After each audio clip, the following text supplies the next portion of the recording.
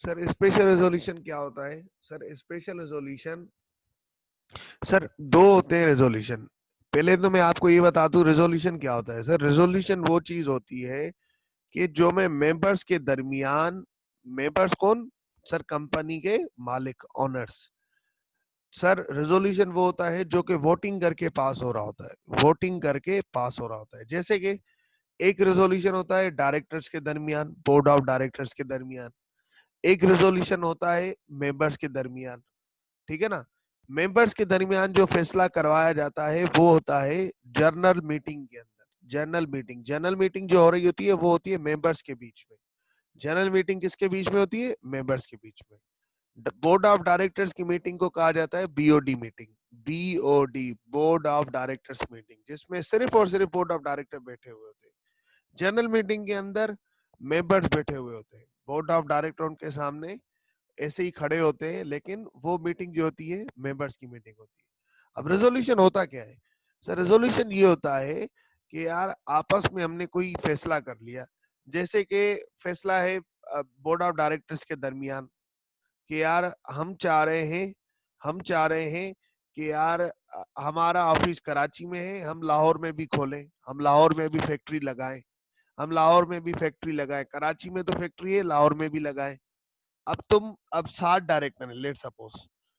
अब 7 डायरेक्टर ने ये मिलके फैसला करेंगे, यार तुम क्या, आप ना वोटिंग करो, इसमें डायरेक्टर्स बताओ कि आप लोग इस बात पे एग्री हो कि नहीं। मैं दोबारा रिपीट कर रहा हूँ, board of directors, resolution word का क्या मकसद है, मैं दोबारा रिपीट कर, रेजोल्यूशन सर दो तरीके के होते हैं। रेजोल्यूशन या तो बोर्ड ऑफ डायरेक्टर्स में पास किया जाएगा, बोर्ड ऑफ डायरेक्टर की मीटिंग में, या तो मेंबर्स की मीटिंग में। मेंबर्स की मीटिंग कौन सी होती है? General meeting. ये चैप्टर नंबर 24 में ज्यादा ब्रीफली पता चल जाएगा, डीप में आपको, कि यार मीटिंग्स कौन कौन सी होती हैं। सर एक दूसरी चीज, बोर्ड ऑफ डायरेक्टर्स के अंदर रेजोल्यूशन पास होता है। सर रेजोल्यूशन किस तरीके से पास होता है? कोई भी एक डिसीजन लिया जा रहा हो, कोई भी एक बात पे डिसीजन लिया जा रहा हो जिसपे वोटिंग करवाई जा रही है, जिसपे वोटिंग करवाई जा रही है। जैसे कि यार हम कराची में हमारी फैक्ट्री है, हम लाहौर में भी लगाना चाह रहे हैं। सर अगर मैं लाहौर में फैक्ट्री लगाना चाहूंगा तो आप लोगों की क्या मर्जी है? 7 डायरेक्टर, लेट सपोज 7 डायरेक्टर हैं, और 4 ने कहा हाँ लगाओ, 3 ने कहा नहीं यार नहीं लगाओ। अब ये बताओ किसकी बात मानी जाएगी? सर 4 की बात मानी जाएगी। अगर सर मेजॉरिटी ने फैसला कर दिया कि हाँ ये चीज करनी है, तो सर रेजोल्यूशन पास हो गया, रेजोल्यूशन पास हो गया बीओडी मीटिंग के अंदर, सिर्फ और सिर्फ रेजोल्यूशन। सर उसी तरीके से अगर मैं जनरल मीटिंग की तरफ आऊं, तो एक होता है मेंबर का रेजोल्यूशन। अब ये लॉ कहता है कुछ चीजें तुम लोगों को मेंबर से पूछना जरूरी है, मेंबर से रेजोल्यूशन पूछना जरूरी है।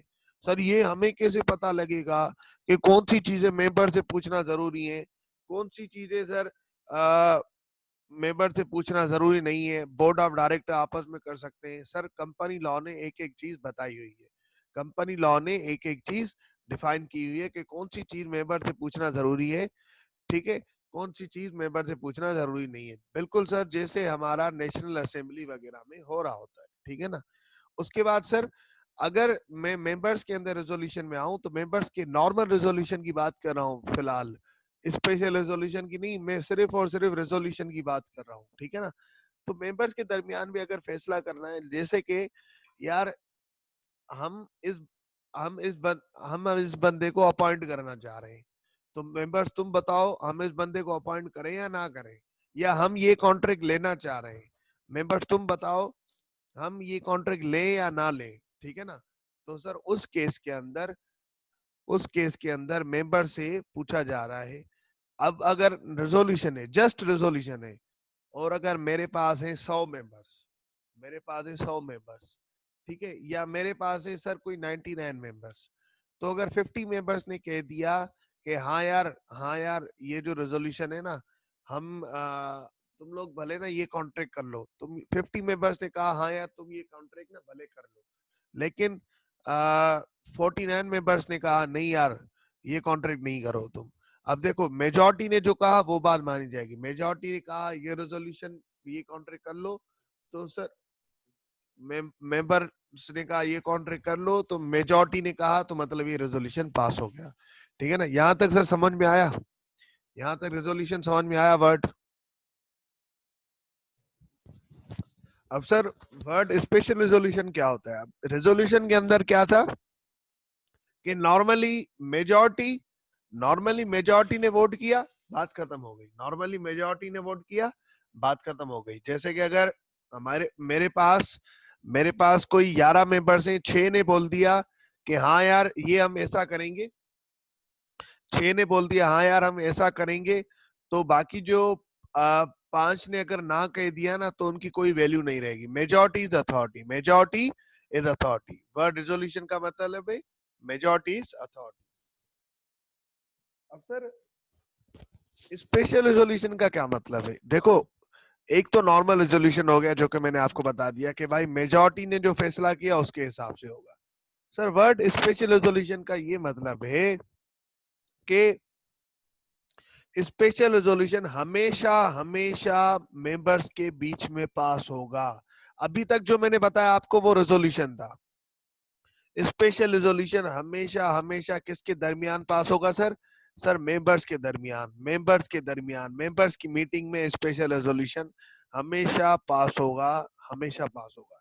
सर ये स्पेशल रेजोल्यूशन क्या है? पूछो मुझसे सर, स्पेशल रेजोल्यूशन क्या है?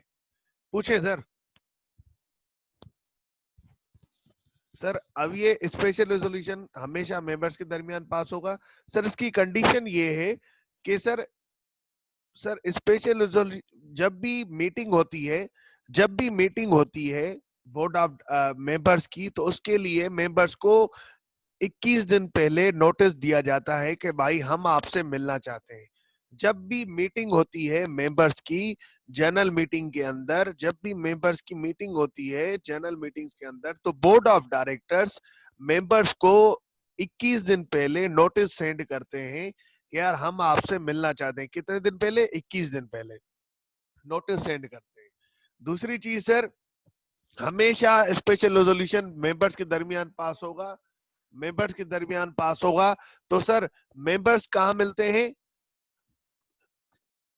सर मेंबर्स कहाँ मिलते हैं? सर मेंबर्स मिलते हैं जनरल मीटिंग के अंदर। तो हमेशा स्पेशल रेजोल्यूशन कहाँ कहाँ पे पास होगा सर? हमेशा स्पेशल रेजोल्यूशन जनरल मीटिंग के अंदर पास होगा। सर जब भी जनरल मीटिंग होती है तो मेंबर्स तो बेचारे ऑफिस में तो नहीं आते ना, ऑफिस तो डायरेक्टर्स चला रहे होते हैं, तो सर मेंबर्स तो बेचारे घर बैठे हुए होते हैं, उनका कंपनी में क्या काम।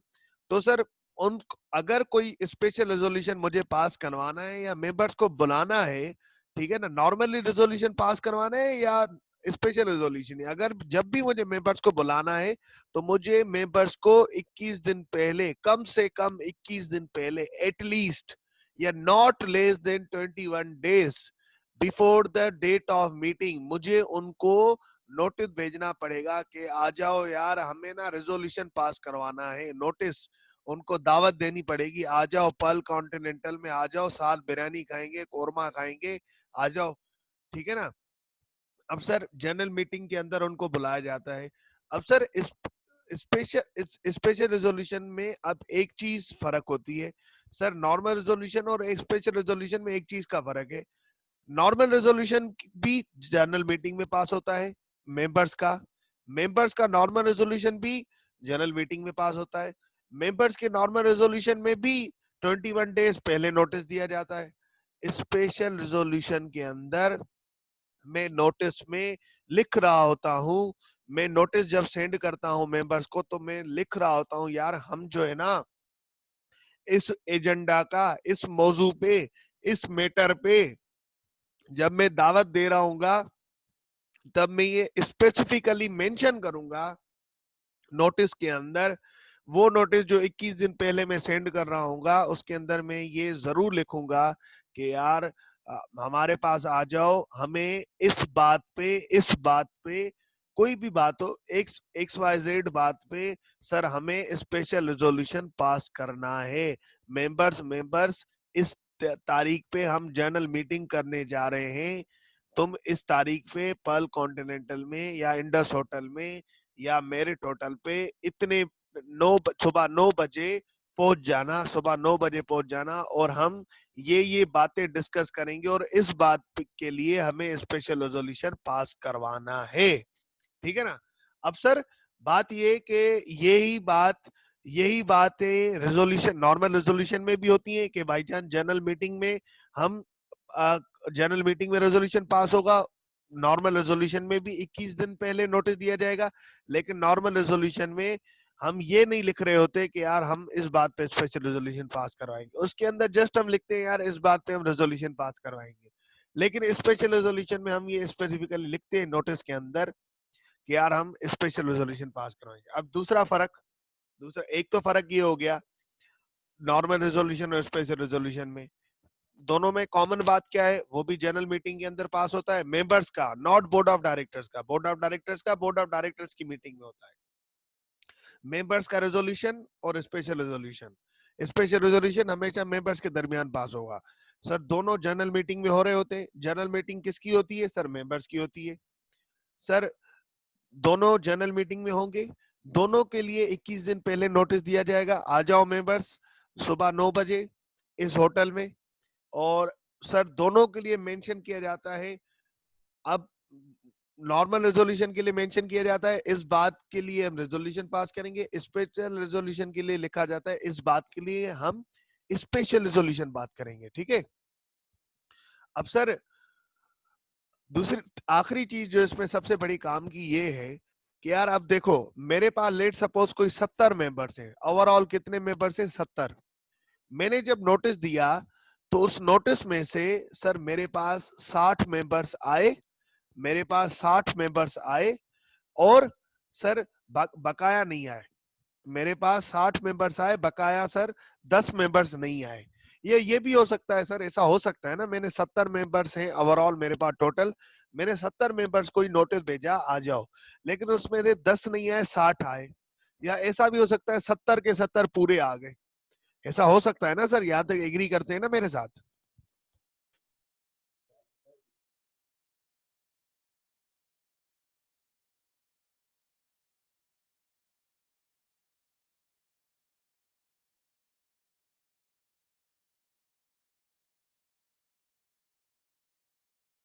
जवाब देते हैं सर, सब साथ है ना।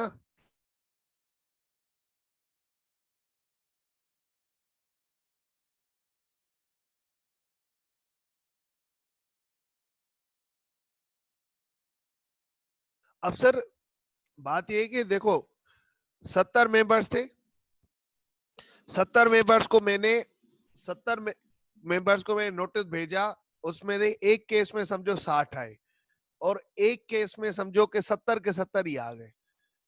पहला केस क्या है यार, 60 मेंबर्स आ गए 10 मेंबर्स नहीं है, 60 प्रेजेंट है 10 एब्सेंट है। और दूसरा केस क्या है यार, 70 के 70 पूरे आ गए, जिनको मैंने नोटिस भेजा वो सारे आ गए। वैसे ऐसा मुमकिन नहीं है कि पूरे आ जाए, नॉर्मली कोई ना कोई एब्सेंट हो जाता है। तो सर अब स्पेशल रेजोल्यूशन जब पास होगा, लेट सपोज हम एक बात करना चाह रहे हैं यार, यार हमें ना मेमोरेंडम ऑफ एसोसिएशन के principal line of business clause में अल्टरेशन करनी है, या हमें यार मेंबर से हम पूछ रहे हैं हमने यार कराची से अपना ऑफिस शिफ्ट करना है लाहौर के अंदर।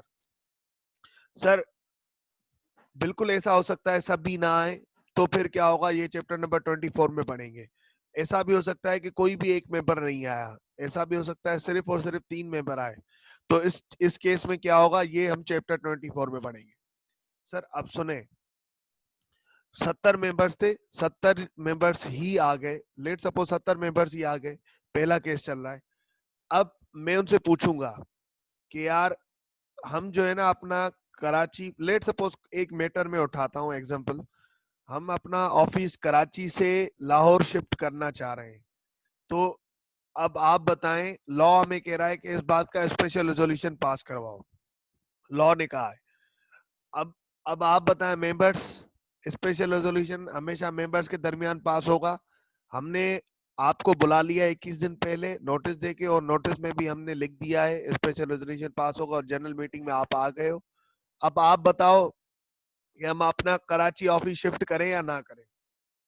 अब नॉर्मल रेजोल्यूशन में क्या होता है, मेजॉरिटी ने बोला कि हाँ भाई करो, हाँ भाई करो, तो हाँ भाई कर लो, तो बात खत्म हो गई। लेकिन अगर स्पेशल रेजोल्यूशन में क्या होगा, स्पेशल रेजोल्यूशन में हमेशा जितने मेंबर्स मीटिंग में आए हैं, हमेशा जितने मेंबर्स मीटिंग में आए हैं, या तो खुद आए हैं या तो उन्होंने अपने बेहाफ पे किसी और को अपॉइंट करके भेजा है, या तो कोई खुद आया है, या तो मेंबर खुद नहीं आया, अपने भाई को भेज दिया कि यार मैं बीमार हूं, मेरी तबीयत सही नहीं है, मेरे बेहाफ पे ये आएगा, तो उस बंदे को प्रॉक्सी बोला जाता है। ठीक है ना सर। प्रॉक्सी का क्या मकसद होता है सर, मैं खुद नहीं आया, मैंने अपने बेहाफ पे किसी और को भेज दिया। अब बात यह है कि स्पेशल रेजोल्यूशन तब पास होता है जब जितने बंदे मीटिंग में प्रेजेंट हैं उनका 75% उस बात के हक में वोट दे। 75%, कम से कम 3/4 of majority present in meeting. अब लेट सपोज अगर 70 बंदे मीटिंग में आए हैं, 70 को ही मैंने नोटिस भेजा, 70 ही आ गए, तो 70 मल्टीप्लाई बाय 3/4, 70 मल्टीप्लाई बाय 3/4, तो जो आंसर आएगा सर, उसका मतलब कि इतने मेंबर्स सर, इतने मेंबर्स वोट करें, इतने मेंबर्स वोट करें कि भाई हमें ऑफिस मूव करनी चाहिए या नहीं करनी चाहिए। सर 53 बंदे, 70 मल्टीप्लाई बाय अगर 3/4 करूं तो 53 मेंबर्स वोट करें कि यार हमें कम से कम 53 बंदे, 3/4 से मैंने मल्टीप्लाई किया, 70 का 75%, उस कम से कम 75% इस बात के लिए एग्री करें कि हाँ यार हमें ये ऑफिस कराची से लाहौर मूव कर लेना चाहिए। जब भी बात ये मानी जाएगी, जब भी कहा जाएगा कि स्पेशल रेजोल्यूशन पास हुआ। अगर 75% में से एक बंदे ने भी नहीं कहा, 70% ने भी कहा कि हाँ यार मूव करनी चाहिए, और 30% ने कहा नहीं नहीं मूव करनी चाहिए, तब भी ये स्पेशल रेजोल्यूशन पास नहीं होगा। कम से कम कितने बंदे एग्री हो sir? 75%, 3/4 of majority present in meeting, जो मीटिंग में प्रेजेंट है। एक केस मैंने क्या बताया कि 70 को मैंने बुलाया, 70 ही आए सर। एक केस मैंने बताया कि यार 70 को मैंने बुलाया और 70 ही आए। ठीक है। दूसरा केस क्या है सर, 70 को मैंने बुलाया और 60 आए, 10 नहीं आए, 10 एब्सेंट हो गए। अब मैं 3/4 ऑफ मेजॉरिटी किससे मल्टीप्लाई करूंगा सर? 60 से करूंगा, 70 से करूंगा? मैंने 70 को बुलाया, 10 एब्सेंट हो गए, 10 एब्सेंट हो गए और 60 आ गए।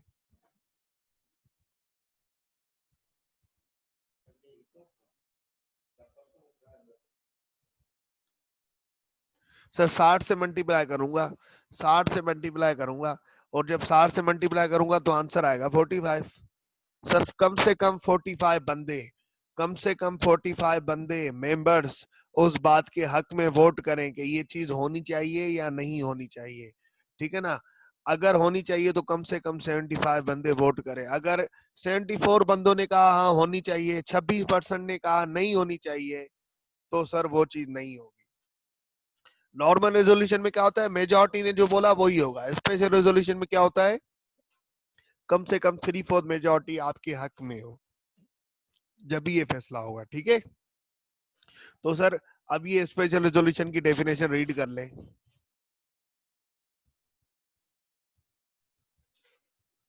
ये जो 21 दिन का नोटिस दिया जा रहा है सर, आप में से किसी ने भी नहीं पूछा कि यार ये 21 दिन का नोटिस, इतने बड़े टाइम का नोटिस क्यों दिया जा रहा है?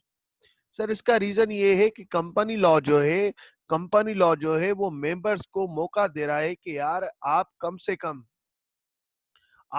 से कम मेंबर्स को 21 दिन दो सोचने का टाइम, सोचने का टाइम आप 21 दिन दो। अगर मैं कराची से नोटिस भेज रहा हूं तो हो सकता है वो कहीं पेशावर में बैठा हुआ हो, तो नोटिस भेजने भेजने में उसको 3 दिन, पहुंचने पहुंचने में उसको 3 दिन लग जाए। उसके बाद उस बेचारे को, वो कोई चार्टर्ड अकाउंटेंट तो नहीं है, वो कोई एमबीए तो नहीं है, हो सकता है वो कोई इसने और कोई फील्ड चूज की हो, तो सर उसको समझने में, दूसरों से डिस्कस करने में टाइम लगेगा कि भाई इस बात का क्या फैसला करना चाहिए।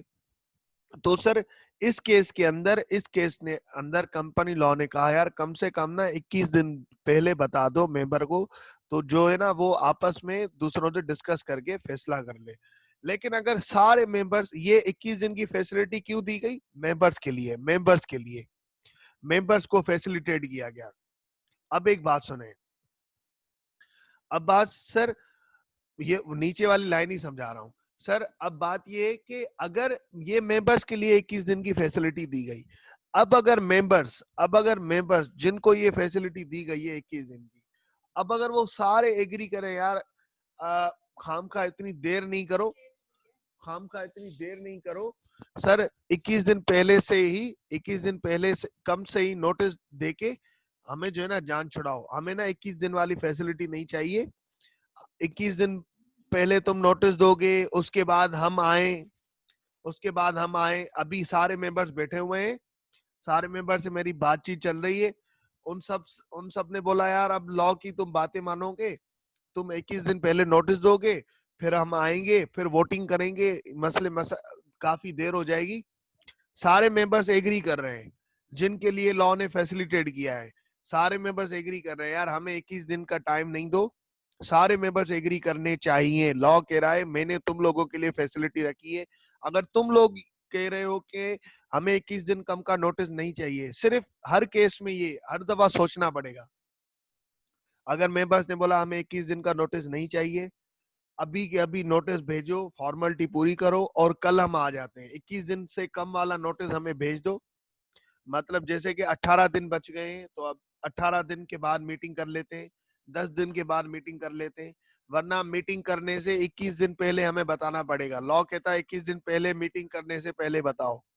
मेंबर्स कह रहे हैं नहीं यार एक हफ्ते के अंदर मीटिंग करो, जान छुड़ाओ।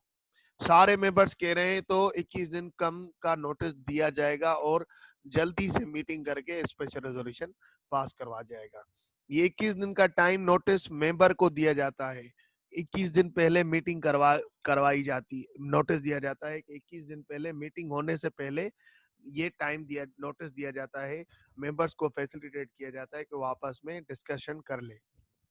लेकिन अगर मेंबर खुद ही कह रहा है मुझे 21 दिन का टाइम नहीं चाहिए, सारे मेंबर्स कह रहे हैं, एक मेंबर नहीं, कुछ ने कहा नहीं चाहिए, कुछ ने कहा नहीं चाहिए, तो फिर नहीं चलेगा। सारे मेंबर्स ने एग्री किया यार हमें 21 दिन का टाइम नहीं चाहिए, तो क्या होगा? तो भाई 21 दिन के कम के टाइम में नोटिस सेंड करके, 21 दिन के कम के टाइम में नोटिस सेंड करके आप ये काम चला सकते हो। सर बीओडी की मीटिंग में नोटिस नहीं होता, सर बीओडी की मीटिंग में नोटिस नहीं होता, पर अगर होता भी है तो बोर्ड ऑफ डायरेक्टर्स को जा रहा होता है, मेंबर्स को नहीं जा रहा होता। अब ये बात क्लियर है? Provided that if all member entitled to attend and vote in such meeting, जो मेंबर, जो ओवरऑल मेंबर है जो कि वोट कर सकते हैं, सो एग्री, अगर वो सब एग्री करते हैं, रेजोल्यूशन में be propose and pass a special resolution at a meeting of which less than 21 days notice has been given, जिसका नोटिस 21 दिन से कम दिया गया हो। जैसे 15 दिन पहले नोटिस दिया गया, मीटिंग से 15 दिन पहले नोटिस दिया गया, 10 दिन पहले दिया गया, एक हफ्ता पहले दिया गया, लेकिन ये मेंबर्स की मर्जी पे दिया गया, सारे मेंबर्स की मर्जी पे दिया गया, तो सर आप इसको स्पेशल रेजोल्यूशन पास ही करवा दोगे। Sir BOD, board of directors की आपस में भी तो मीटिंग होती है, लेकिन लॉ ने कुछ चीजें कह दी कि यार, लॉ ने कुछ चीजें कह दी। सर ये विजिबल हो रहा है आप सब लोगों को, नजर आ रहा है ये?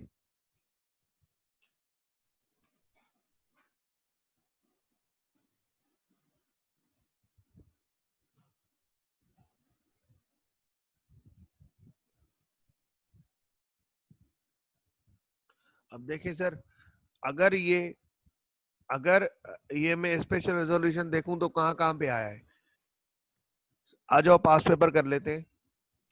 सर स्प्रिंग 2019 के अंदर प्रिंसिपल लाइन ऑफ बिजनेस का पूछा गया था, उसके बाद ऑटम 2018 पे आया था, ऑटम 2018 पे, ऑटम ऑटम 2018 में स्पेशल रेजोल्यूशन का क्वेश्चन नंबर 6A पूछा गया है। पेपर ऑटम 2018 में क्वेश्चन नंबर 6A में स्पेशल रेजोल्यूशन का पूछा गया। आ जाओ देख लेते हैं कैसे पूछा है, कंपनी लॉ ने कैसे पूछा है सर। ऑटम 2018 का पेपर खोल ले सर, ऑटम। हाँ भाई, सवाल नजर आ रहा है, question number 6A। Under the provision of company act 2017, briefly describe the term special resolution. तो हो जाएगा मेरे प्यारे बच्चों, हो जाएगा ना? तो सर आ जाए, अगर सबने कर लिया हो तो सबसे चैप्टर नंबर 20 के सबसे आखिर में देखें, स्पेशल रेजोल्यूशन यहाँ पे आ रहा है ये वाला। ठीक है, ये कौन से पेपर में आया है सर? स्प्रिंग 2000। मुझे अब जब भी कोई भी टॉपिक आप कर लोगे ना, उसके बाद पास पेपर आपने सॉल्व करना है। जैसे स्पेशल रेजोल्यूशन कर लिया मैंने, तो पास पेपर सॉल्व करना है, तो मुझे देखना पड़ेगा स्पेशल रेजोल्यूशन क्या पास पेपर में आया है नहीं आया, और आया है तो किस तरीके से सवाल पूछा गया है। तो मैं हमेशा ऐसे देखूंगा। देखो कितना आसान कर लिया मैंने आप लोगों के लिए। स्पेशल रेजोल्यूशन ये यहाँ पे है, स्प्रिंग 2015 में आया है। क्वेश्चन नंबर 6A का पार्ट 1। मैंने सर एकदम से स्प्रिंग 2015 का पेपर खोल लिया। सर स्प्रिंग 2015 का पेपर है सर। क्वेश्चन नंबर 6A का part 1, under the provision of companies ordinance 1984। उस वक्त कंपनीज ऑर्डिनर 1984 चल रहा था। अभी क्या आएगा ये sir? Under the provision of companies act 2017। Briefly describe the following special resolution, 4 number का। तो ये भी उसी जैसा सेम सवाल है सर। ये हो जाएगा ना सवाल?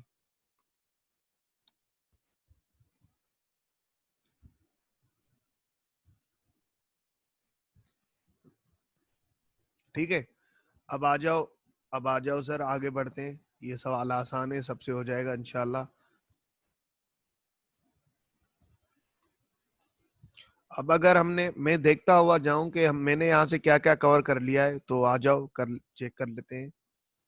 सर मैंने यहाँ से ऊपर से principal line of business cover किया है। Principal line of business class spring 2019 के अंदर आया है। Question number 9B। सर मैंने स्प्रिंग 2019 खोला, क्वेश्चन नंबर 9B खोला। अब ये क्वेश्चन रीड करें सर, ये वाला क्वेश्चन रीड करें sir. Question number 9B, describe the provision contain in the company 2017 relating to the principal line of business of company. ये हो जाएगा नहीं हो जाएगा? होगा तो क्या इसका आंसर होगा? ये बता दें मुझे। ये अभी लिखें सर, लिखें सर इसको। क्वेश्चन नंबर 9B को ड्राफ्ट करें। चलें सर, अगर ये क्वेश्चन हो गया तो अभी आप यहाँ पे आ जाएं। ये दोनों क्वेश्चन भी हमने, टॉपिक हमने कर लिए हैं। Names which require prior approval of commission and prohibited names. Names which require prior approval of commission and prohibited names. ये सर कौन से पेपर के अंदर आए? स्प्रिंग 2017 के अंदर आए हैं। Question number 10A part 2 and part 1। Sir मैं एकदम से जल्दी से गया। Question 10A part 1 and part 2। Sir यहाँ पे आ गया मैं। 10A part 1 and 2। Shafiq and Rahat intend to establish a limited liability company in Lahore for the manufacture of edible oil under the provision of Companies Act 2017.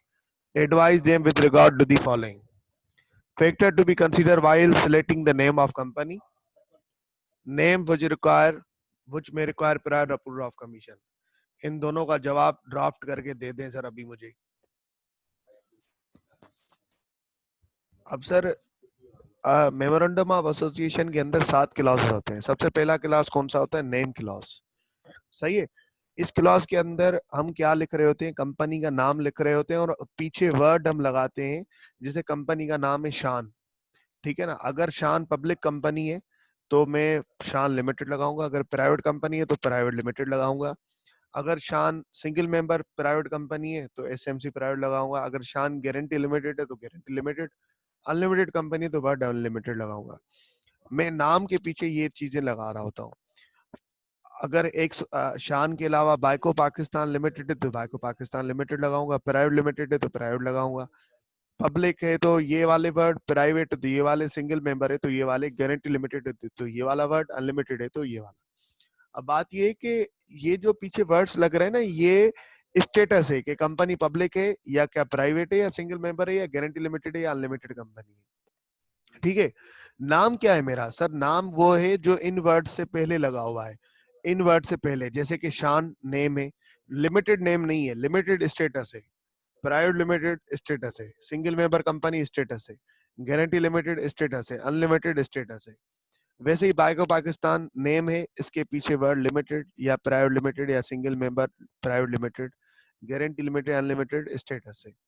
उसी तरीके से अगर कोई आप और ले लें, ठीक है ना, जैसे आप ले लें शेल पाकिस्तान, तो शेल पाकिस्तान नेम है, उसके पीछे जो है ये नाम स्टेटस है शेल पाकिस्तान लिमिटेड, ठीक है।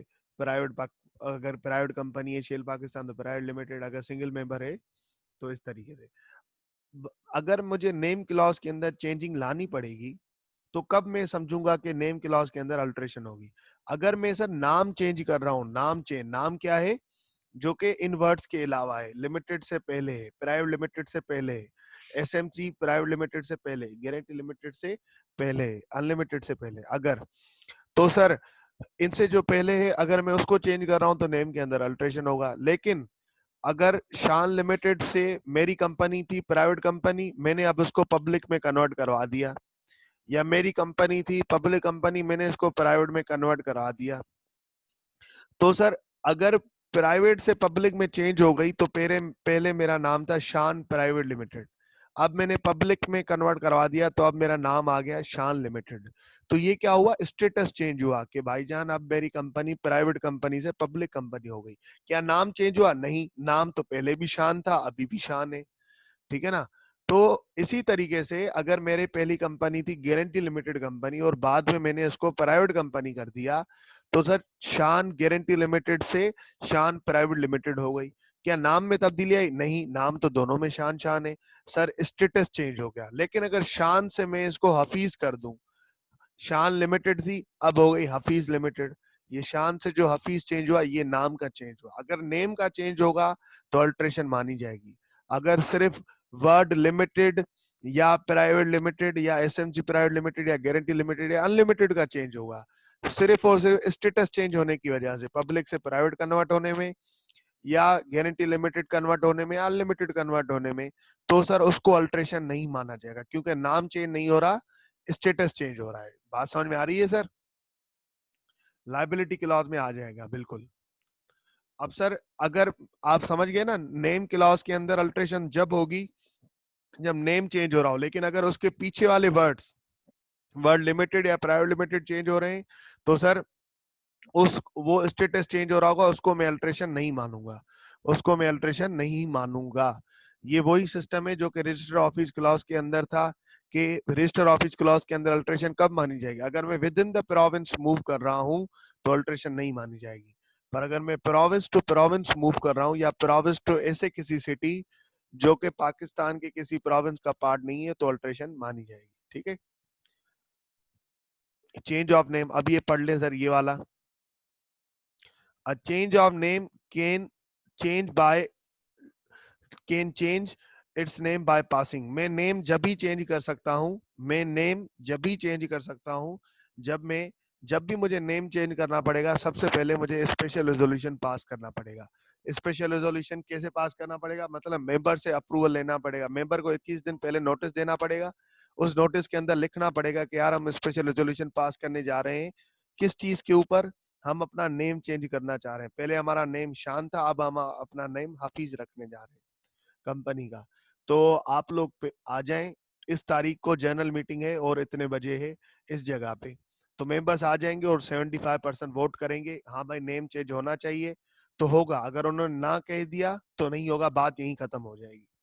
पर अगर उन्होंने बोला, 75% ने बोला हाँ हाँ नाम चेंज कर लो, तो स्पेशल रेजोल्यूशन हो गया पास। अब स्पेशल रेजोल्यूशन पास हो गया तो उसकी कॉपी बनेगी, हाँ भाई मेंबर्स ने इतने परसेंट मेंबर ने वोट किया, 75% मेंबर ने बोल दिया हाँ होना चाहिए, तो सर अब होगा क्या? एटलीस्ट 75%, 80% बोले तो और अच्छी बात है, 90 बोले तो और अच्छी बात है, 75 कम से कम, मिनिमम 75% होना चाहिए। जैसे स्पेशल रेजोल्यूशन पास हो जाएगा उसके बाद मैं स्पेशल रेजोल्यूशन की कॉपी जमा करवा दूंगा किसके पास? एसीसीपी के पास। ये बात लिखी हुई नहीं कि एसीसीपी के पास जमा करवा दूंगा, लेकिन या रजिस्ट्रार के पास, लेकिन ऐसा होता है, मैं आपको बता रहा हूँ। उसके बाद क्या होगा? Obtaining written permission of registrar for the new name. एक बात है ना, जब रजिस्ट्रार के पास आप जाओगे, सेकंड पॉइंट अगर मैं पढ़ रहा हूँ, जब मैं रजिस्ट्रार के पास जाऊंगा कि यार मुझे ना न्यू नेम रखना है, पहले मेरा नाम शान था अब मुझे हफीज रखना है, तो रजिस्ट्रार मुझे क्या कहेगा?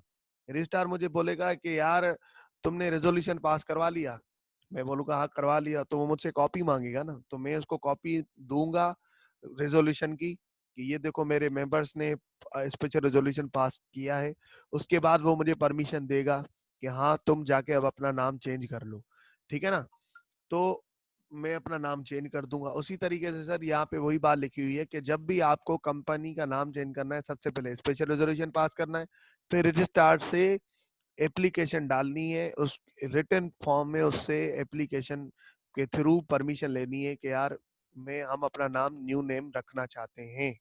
वो परमिशन दे देगा और फिर तुम नाम चेंज कर सकते हो। पर हाँ, अगर तुम नाम चेंज नहीं कर रहे, तुम जस्ट पब्लिक से प्राइवेट जा रहे हो और लिमिटेड से प्राइवेट जा रहे हो, या प्राइवेट से लिमिटेड जा रहे हो, या गारंटी लिमिटेड से अनलिमिटेड जा रहे हो, तो इस केस के में तुम्हें अप्रूवल नहीं चाहिए रजिस्ट्रार का, ना ही स्पेशल रेजोल्यूशन पास करना है।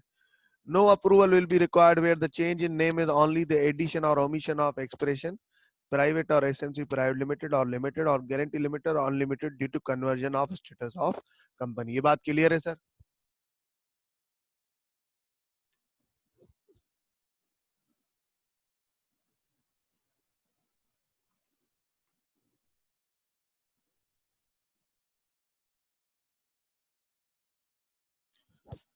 अब सर जैसे मैं नाम चेंज करूंगा तो होगा क्या, जैसे मैंने नाम चेंज कर लिया सर, बिल्कुल लाइबिलिटी क्लॉज चेंज होगा, लाइबिलिटी क्लॉज चेंज हो जाएगा। अगर मैं देखो, अगर मैं प्राइवेट से पब्लिक जा रहा हूं तो लाइबिलिटी क्लॉज चेंज नहीं होगा, क्योंकि पहले भी मैं शेयर इशू करता था, अभी मैं इशू करता हूं। अगर मैं पब्लिक से प्राइवेट जा रहा हूं तो पहले भी मैं शेयर इशू करता था, अभी इशू करता हूं, लाइबिलिटी क्लॉज चेंज नहीं होगा। लेकिन अगर मैं गारंटी लिमिटेड से पब्लिक या प्राइवेट जा रहा हूं तो लाइबिलिटी क्लॉज चेंज हो जाएगा। उस केस में मुझे लाइबिलिटी क्लॉज को अल्टर करना पड़ेगा। अगर मैं लिमिटेड से गारंटी लिमिटेड जा रहा हूं तो भी लाइबिलिटी की लॉस चेंज हो जाएगा। अगर मैं गारंटी लिमिटेड से अनलिमिटेड जा रहा हूँ, या पब्लिक से प्राइवेट से अनलिमिटेड जा रहा हूँ, या अनलिमिटेड से पब्लिक और प्राइवेट आ रहा हूँ, तो भी लाइबिलिटी की लॉस चेंज होगा। तो लाइबिलिटी की लॉस को अल्टर करना पड़ेगा। फिलहाल नेम की लॉस कवर कर रहे हैं तो नेम की लॉस पे आ जाए, ठीक है। अब सर होगा क्या, सबसे पहले स्पेशल रेजोल्यूशन पास होगा। प्रोसेस क्या है नेम चेंज करने का, सबसे पहले स्पेशल रेजोल्यूशन पास करवाओ, उसके बाद स्पेशल रेजोल्यूशन के बाद रजिस्ट्रार से रिटन फॉर्म में परमिशन ले लो। तो रजिस्ट्रार तुम्हें रिटन फॉर्म में परमिशन, सर किस स्टेटस में लाइबिलिटी क्लॉज अल्टर नहीं होगा। सर अगर आप देखें, पहले भी शेयर इशू करते थे, अब भी शेयर इशू ही कर रहे हैं। पहले प्राइवेट लिमिटेड में जब आप थे तब भी शेयर इशू करते थे, और अब जब आप पब्लिक लिमिटेड हैं तो भी आप शेयर इशू ही करते हैं। तो लाइबिलिटी क्लॉज में फर्क पड़ेगा नहीं। लाइबिलिटी क्लॉज तो यही होता है ना कि या तो शेयर्स वाली लिमिटेड कंपनी, या तो guarantee limited company not having share capital, या हैविंग शेयर कैपिटल, ठीक है ना, और अनलिमिटेड कंपनी, ठीक है। अगर मैं पब्लिक से प्राइवेट जा रहा हूँ या प्राइवेट से पब्लिक जा रहा हूँ तो कोई फर्क नहीं पड़ेगा, तो लाइबिलिटी क्लॉज में अल्टरेशन का फर्क नहीं पड़ेगा। फिलहाल यहाँ देखें, जब लाइबिलिटी क्लॉज आएगा तब देख लेंगे।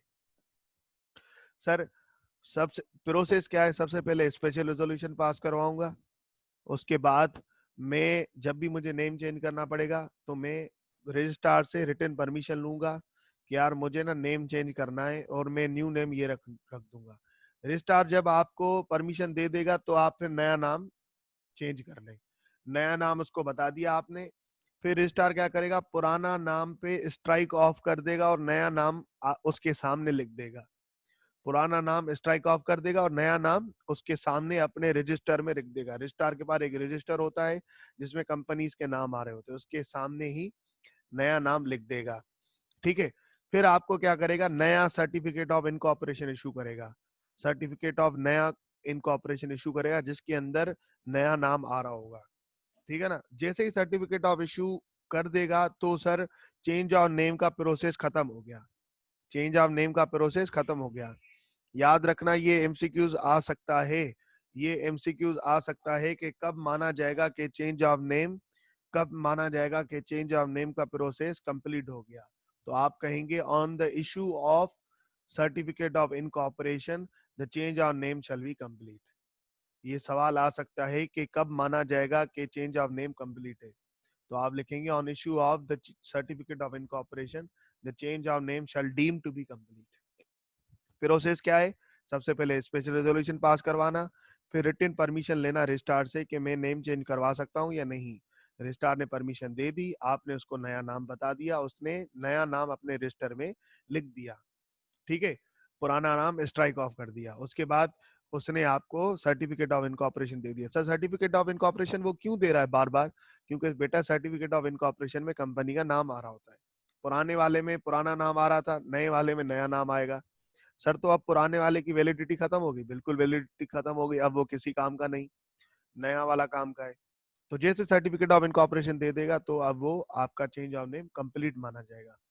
इस बात का एमसीक्यू आ सकता है, सही है ना? When shall the change of name deem to be complete, आप बोलोगे change of name shall deem to be complete on the issuance of certificate of incorporation, on the issuance of certificate of incorporation, सही है। उसके बाद sir, उसके बाद क्या होगा? अब यहाँ पे चार बातों में नेम ऑफ कंप्लीट। अब ये बताओ, अब अगर मैंने नाम चेंज कर लिया, अगर मैंने नाम चेंज कर लिया तो बहुत सारे ऐसे मेंबर्स होंगे, बहुत सारे मतलब ऐसे मेंबर्स तो नहीं, मेंबर्स को तो पता होगा स्पेशल रेजोल्यूशन में, बहुत सारे ऐसे कस्टमर्स होंगे जो मेरे रिसीवेबल्स होंगे, डेटर्स, बहुत सारे ऐसे मेरे क्रेडिटर्स होंगे, बहुत सारे ऐसे बंदे होंगे स्टेक होल्डर्स जो मुझे पुराने नाम से जानते थे, शान लिमिटेड से। अब अगर वो मेरी प्रेमिसेस विजिट करने आएंगे, वो मेरी ऑफिस विजिट करने आएंगे, तो अब वो शान लिमिटेड की जगह नाम देखेंगे अगर हफीज लिमिटेड, तो वो बोलेंगे शान लिमिटेड मतलब बंद हो गई, अब हफीज लिमिटेड खुल गई है इसकी जगह पे। लगता है शान वाले ना डिसॉल्व हो गए, लिक्विडेट हो गए, तो वो तो यही समझेंगे ना। बहुत सारे क्रेडिटर्स, बहुत सारे डेटर्स, बहुत सारे स्टेक होल्डर्स, अगर वो जब भी अगर उनको पता नहीं होगा, हो सकता है ना ऐसे बहुत सारे हो जिनको पता नहीं हो, अगर वो आपके ऑफिस के बाहर आएंगे या आपको कभी कॉल करेंगे, तो पहले कॉल पे जो बंदा बैठा हुआ होता था वो ऐसे ही बोलता था, हेलो अस्सलाम वालेकुम शान लिमिटेड। अब बोलेगा हेलो अस्सलाम वालेकुम हाफिज लिमिटेड, आप बोलेंगे ये मैंने गलत नंबर को तो कॉल नहीं कर दिया, ठीक है ना। या मैं आप ऑफिस के बाहर जाएंगे तो शान लिमिटेड की जगह यहाँ पे लिखा होगा हाफिज लिमिटेड, आप बोलेंगे यार ये इनका ऑफिस क्या शिफ्ट तो नहीं हो गया, ये हाफिज वाले आ गए, पहले तो शान लिमिटेड वाले बैठते थे, क्योंकि नेम तो पब्लिश करना है ना ऑफिस के बाहर।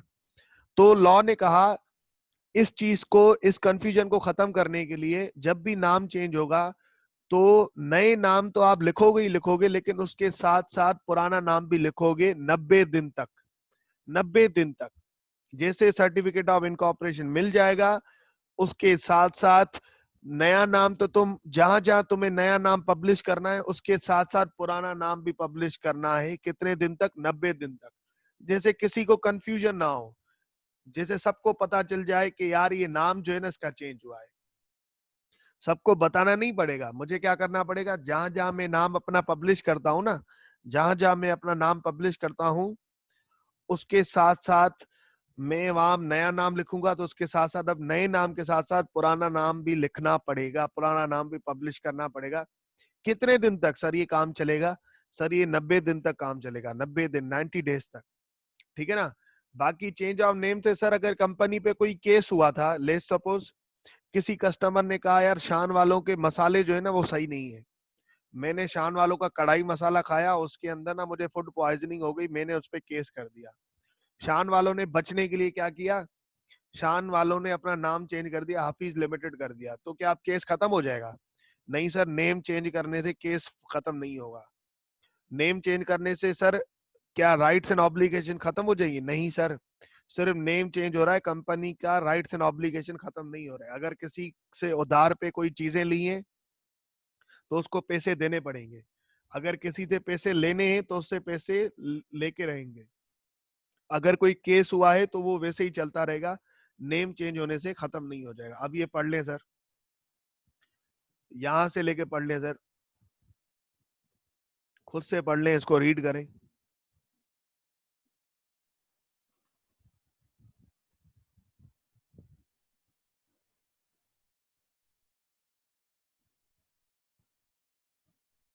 जहां जहां पुराना नेम, नया नेम यूज होगा उसके साथ साथ पुराना नेम भी यूज होगा, जहां जहां पुराना नाम पब्लिश होगा, नया नाम पब्लिश होगा, उसके साथ साथ पुराना नाम पब्लिश होगा 90 दिन तक, सिर्फ और सिर्फ 90 डेज। 90 डेज कहाँ से सर? इश्यूएंस ऑफ सर्टिफिकेट से। पढ़ लें, पढ़ के रीड करके मुझे बताएं।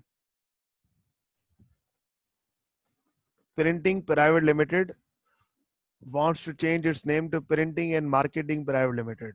Under the provision of Companies Act 2017, describe the step to be followed by PL for changing its name and matters to be complied with after the change of name. तो sir ये पूछ रहा है कि बताओ प्रिंटिंग प्राइवेट लिमिटेड जो है ना अपना नाम चेंज करना चाह रही है, आप उसको बताओ कि किस तरीके से वो चेंज करे और नेम चेंज करने के बाद उसको कौन से मैटर से कंप्लाई करना है। सर इसका आंसर क्या होगा? सबसे पहले स्पेशल रेजोल्यूशन पास करवाए और रिटन परमिशन ले रजिस्ट्रार से। ठीक है, अब देखो पहले सबसे पहले ना आपको ये चेक करना है क्या नाम में तब्दीली आ रही है। सर पहली बात तो प्रिंटिंग प्राइवेट लिमिटेड ही रहेगी, प्राइवेट लिमिटेड ही रहेगी, बिल्कुल प्राइवेट लिमिटेड ही रहेगी। देखो प्राइवेट लिमिटेड ही रह रही है, तो स्टेटस चेंज नहीं हो रहा। पहले क्या थी सर? प्रिंटिंग, अब क्या होने जा रही है? Printing and marketing. हाँ भाई वाकई यार नाम चेंज हो रहा है। अगर यहाँ पे ये इस तरीके से करता प्रिंटिंग प्राइवेट लिमिटेड और यहाँ पे लिख देता प्रिंटिंग सिर्फ और सिर्फ लिमिटेड, तो आप मना कर देते यार ये स्टेटस चेंज हो रहा है, इसमें नेम की चेंज होने की जरूरत नहीं है, आपको अप्रूवल नहीं लेना पड़ेगा। लेकिन अगर इस तरीके से होता तो क्या आंसर लिख देते आप सिर्फ ये लिख देते, सिर्फ और सिर्फ ये लिख देते। लेकिन ऐसा कोई सीन नहीं हो रहा, ठीक है ना। ये आप क्या करोगे? देखो नेम चेंज हो रहा है, प्रिंटिंग से होने जा रहा है प्रिंटिंग एंड मार्केटिंग, बाकी प्राइवेट लिमिटेड और लिमिटेड ही है। आप यहाँ पे क्या लिखोगे? स्पेशल रेजोल्यूशन पास करना है, रजिस्ट्रार की रिटन परमिशन लेनी है, ये वाली चीजें लिखोगे। एक ये वाली चीज लिखी, उसके बाद सर यहाँ से लेके ये वाला लिखा, उसके बाद ये तो नेम का चेंज होने का हो गया। उसके बाद वो कह रहा है दूसरा क्वेश्चन के अंदर दूसरी चीज ये पूछ रहा है कि describe the step to be followed PL and matters to be complied with, matter to be complied after change of name. कौन कौन सी चीजें नेम चेंज करने के बाद उसको कंप्लाई करनी है? सर ये वाली कंप्लाई करनी, ये वाली, ये लिख दोगे आंसर पूरा हो जाएगा।